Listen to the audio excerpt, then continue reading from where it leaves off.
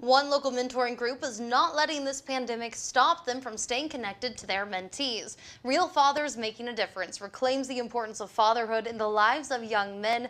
Now they're just doing it virtually. They've been helping mentees with the adjustment of spending so much time at home and tackling e-learning. They even have weekly group video calls to stay connected, and every time the boys get on the calls, their excitement jumps through the screen. We created a brotherhood. Most of these young men probably would never even really be friends if it wasn't for our father's man. But that's one thing that we teach is that, we all have differences and we should embrace one another. And they're still serving during the pandemic, assisting local foster homes and giving weekly dinners to families in need. For more on how to help, just head to rocketcitynow.com.